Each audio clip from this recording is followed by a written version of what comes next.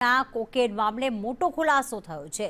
આ કોકેન દિલ્હીમાં ડિલિવર કરવાના હતા। દિલ્હીમાં 2 શખ્સોની તપાસ કરવામાં આવી છે।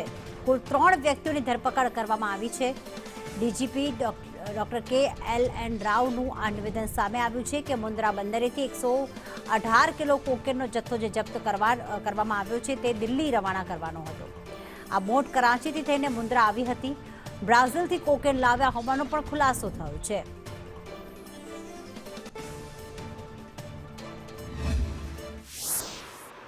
आज સૌને જણાવતા આનંદ થાય છે કે ગુજરાત પોલીસ અને ગુજરાત ATSના ટીમ છે, જેમાં જે વરિષ્ઠ અધિકારીઓ છે એમને બાતમીના આધારે એક બ્રાઝિલથી કોકેનનો જથ્થો ગુજરાત દરિયા ખાતે દિલ્હીમાં એને ડિલિવરી લેવા માટે એક કાવતરૂનો પર્દાફાશ કરવામાં આવેલું છે, જેમાં ગુજરાતના ATSના અધિકારી, વરિષ્ઠ અધિકારીઓ, ઇન્ડિયન કોસ્ટગાર્ડના અધિકારીઓ એને સંયુક્ત ઓપરેશનથી અમારા જે અધિકારીઓ પોલીસ ઇન્સ્પેક્ટર JM પટેલ અને બાકીના જે અધિકારીઓ છે એમની ટીમને બાતમીને આધારે જે સૂચના મળેલી છે કે એક બોટ બ્રાઝિલથી થઈને લેટિન અમેરિકાથી થઈ, મેક્સિકો થઈ, US થઈ અને છેલ્લે કરાચી થઈને મુન્દ્રા તરફ આઉટર એન્કરેજમાં ઊભા રહેવાની છે અને એમાં એક કોકેનનો મોટો જથ્થો આવવાનો છે।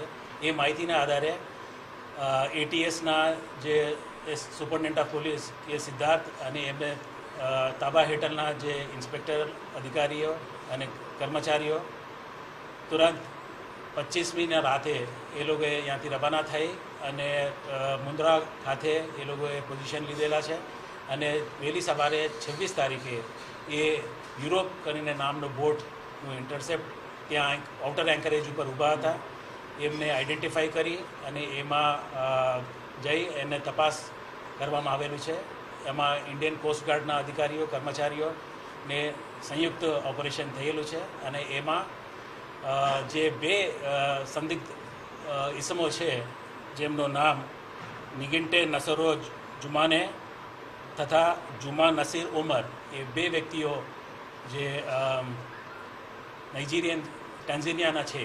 એ પાટણ શહેરમાં